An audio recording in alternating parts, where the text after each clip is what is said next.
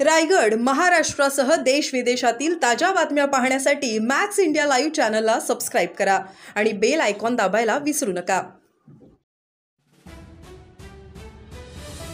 पालकमंत्री पदावरून रायगडात रेड्याची झोंबी। राष्ट्रवादी शरद पवार गटाचे जिल्हा अध्यक्ष रवींद्र चव्हाण यांचा टोला। तटकरे ज्याला ज्याला जवळ करतात त्याच्यावर कुरघोडी करतात, रवींद्र चव्हाण यांची टीका।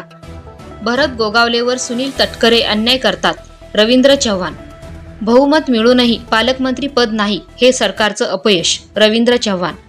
रायगड जिल्ह्यात महायुतीतील घटक पक्ष असलेल्या राष्ट्रवादी अजित पवार गट व शिंदे शिवसेनेत पालकमंत्री पदाचा वाद शिगेला पोहोचलाय।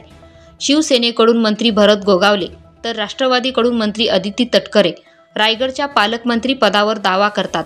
यातच काही गेल्या रायगड पालकमंत्री पदाचा तिढा सुटताना दिसत नाही। यावर राष्ट्रवादी शरद पवार गटाचे रायगड जिल्हा अध्यक्ष रवींद्र चव्हाण यांनी सुनील तटकरे यांच्यावर निशाणा साधलाय। लोकसभा व विधानसभा निवडणुकीत गोगावले व तटकरे हे एकत्र होते, जनतेला विकासाबाबत आश्वासित करीत होते। आता मात्र पालकमंत्री पदावरून रायगडात रेड्याची झोंबी सुरू आहे, असा टोला राष्ट्रवादी शरद पवार गटाचे जिल्हा अध्यक्ष रवींद्र चव्हाण यांनी लगावला। तटकरे ज्याला ज्याला जवळ करतात त्याच्यावर हे कुरघोडी करतात, असा आरोप चव्हाण यांनी केलाय। Dhammasheel Sawant, news bureau, Raigad.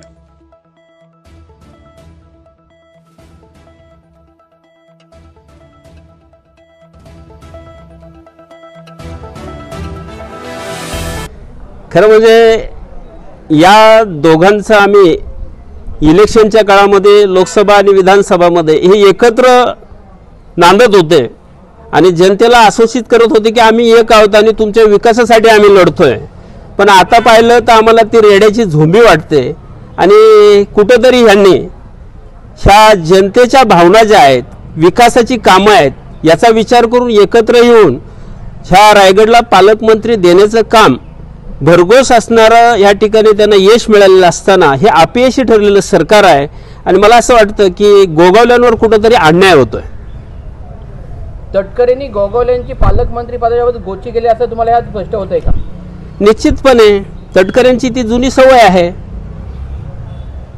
ज्याला ज्याला जवळ करतात त्याच्यावरती कुरघोडी करणं हा त्यांचा पूर्वीपासूनचा स्वभाव आहे। AR अंतुले साहेब असो, माणिकराव जगताप साहेब असोत किंवा आता असणारे आपल्याला जे पाहायला मिळतंय की गोगावले साहेब असो, यांचा वापर करून घेतला आहे आणि आता त्यांना मंत्रिपदापासून पालकमंत्रीपदापासून वंचित ठेवण्याचं काम केलं। मला असं वाटतं की कुठेतरी गोगावल्यांवर ते अन्याय करतायत।